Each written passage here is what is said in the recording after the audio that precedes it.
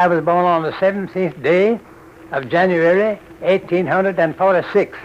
I go back as far as way along the early 50s. My first recollection of public living, and especially political living, as I may call it, was when I learned as a boy of 9 or 10 that my home was in the state of Virginia. I didn't know about states before that time.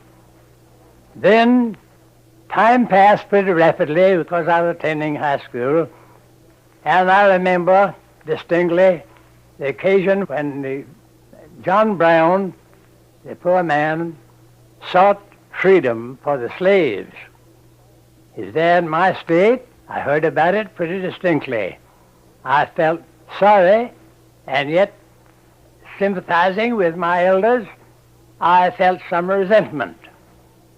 Now, while some in my section, Southeast Virginia, I knew of some brutality, as I call it, exercised toward some of the Negro slaves, as a whole, the Negroes got along very well. Now, my father's Negroes, why I associated with them, in fact, being the baby of the family, I didn't have any white children for associates. Therefore, I played around with the Negro children. 4 years passed by. Then came up the great struggle when the Republican Party had become a power in the land. In 1860, Mr. Lincoln was elected, as you know, and I remember that there was a good deal of excitement in my section that the Negro slavery would be interfered with. Negroes would be set free and all that. Well, I didn't feel much interest about it because I felt kindly toward the Dockers, and they were kindly toward me and toward my family.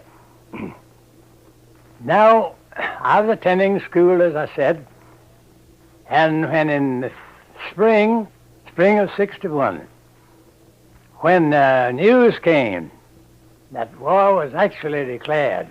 In fact, it had been coming when South Carolina, as we heard, seceded from the Union.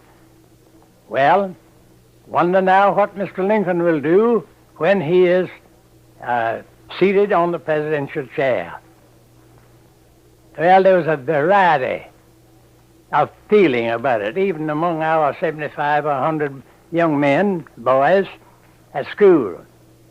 But right at once, when war was declared, about half of our pupils, young men over 18, quit school, joined companies of infantry, cavalry, and in their homes, in surrounding counties, and in that vicinity. I wanted to go too, but my father said, "Now, son, you're too young." I was just 15, just a little past. And if the war continues long enough, you may have an opportunity. Well, so I rested, and the war began, and I heard about it. And I heard that at the Battle of Williamsburg, some of my classmates fell in the battle there. Well, I grieved about that because they were boys that I'd been brought up with. They were a little older than I, but I felt sorry that they were killed. Then, in 62, although General Lee had still a pretty good army, he began to need more men, naturally. Although the big battles, or the largest battles, had not come yet. But my neighbors around there, some of them who were over 45, kinsmen of mine, some of them, began to just get up a company of cavalry. And I, a boy of 16 and a half years old, joined the cavalry company, which afterwards was attached and counted with others among the 24th Virginia Cavalry. Now, for a long time then, from August 62 on until 64, great battles had been fought in there. We heard of the Battle of Gettysburg. And finally, our company was taken away from the Blackwater border, guarding that section of the country from the incursions of Federal soldiers who might cross the Blackwater River and so on, and come over into Confederate territory. We were taken in the spring of '64, our regiment was, in the neighborhood of Petersburg. And while we were camped just north of Petersburg, General Grant began his invasion of that part of Virginia. We heard about it, and I remember very distinctly, one morning we heard that General Lee had crossed the James up north and was coming down the Turnpike Road in the direction of Petersburg, just near us. And the next morning, happening to look while I was on guard, across the James River, there we saw long lines of blue, the infantry of the Army and United States flags on the other side of the James, coming down to beyond the mouth of the Appomattox River that flows into the James, in order to cross on the pontoon bridges and thus begin the invasion of that part of Virginia and in the city of Petersburg.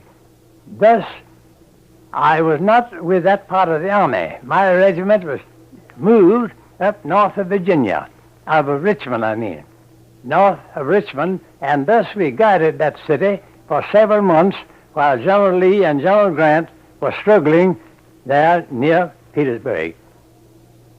While that was going on, there were some skirmishes, and one, small battle I was in.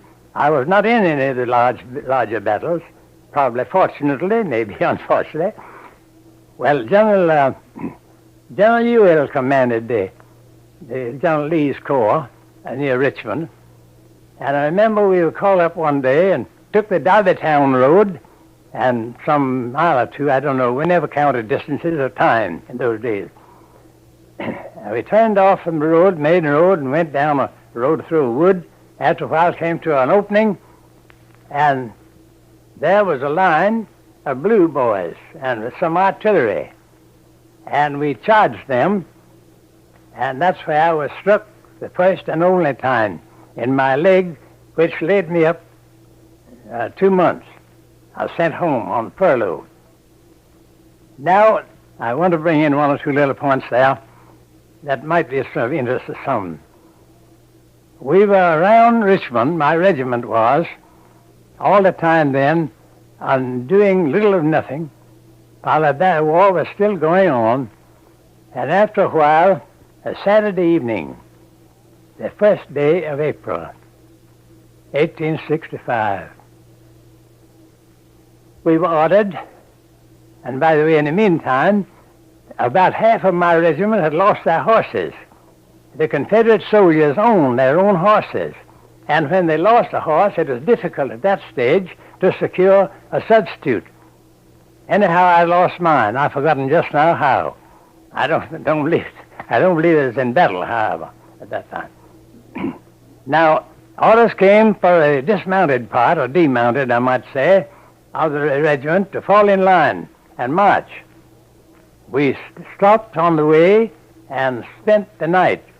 That was Saturday night. The next day was a beautiful day, Sunday. We didn't know what was going on. We were within a mile of Richmond, and there was a turmoil there. And that day, as you all know, that day, the President Davis was attending his usual services at his church, St. Paul's Church. Right in the midst of the sermon, the front door opened, and a courier rushed in and went up to President Davis, handed him the paper. He opened it, and it was a dispatch from General Lee saying, "Mr. President, I am so heavily pressed by the enemy that I'm compelled to abandon Petersburg." Mr. Davis arose and left, and the congregation broke up, and in a few minutes almost, there was pandemonium then in Richmond.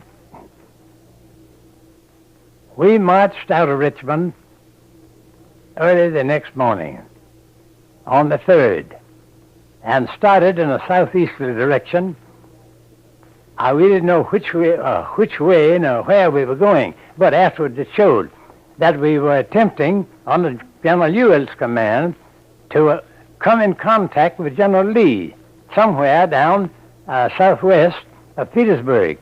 Well, the Federals under General Sheridan overtook us, our command of about 3,000, in Amelia County, Virginia, and after fighting several hours, General Ewell surrendered us, and thus I became a captive.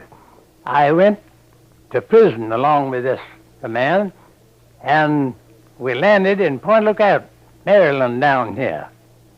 And the day after we reached there, as a curious boy, I rose pretty early. We just gotten there the afternoon before. I rose pretty early and went out to see how things looked around in there. There were 20,000 of us, a large encampment. Happening to look across in one direction, I don't know which, well, there was a flagpole and a flag on it just rising. I stopped and looked at it with curiosity. It stopped when it got halfway. Well, I knew what halfway flag on a pole meant. I looked at it. I thought, well, the rope that handles that flag must have a knot in it, and I'll see a man presently going up that pole to untangle it. I waited a whole minute, and I casually turned my face in another direction, and there was another flagpole with flag half-mast already. So I put my head in the tent. There were 5, 6 others of us. I was, boys, there must be some big Yankee dead. I wonder who it can be. Of course, we had no means of knowing. And then we waited for about an hour. The sergeant blew a bugle. We, 150 of my company, fell in, and as soon as he finished calling our names, a number of us rushed up and said, "Sergeant, what does the half flag mean?" His face fell. He says, "President Lincoln was shot last night." Well, the feeling, the variety of feeling that came over us 20,000 men in just that one. Of course, there were several other prisons, as you know.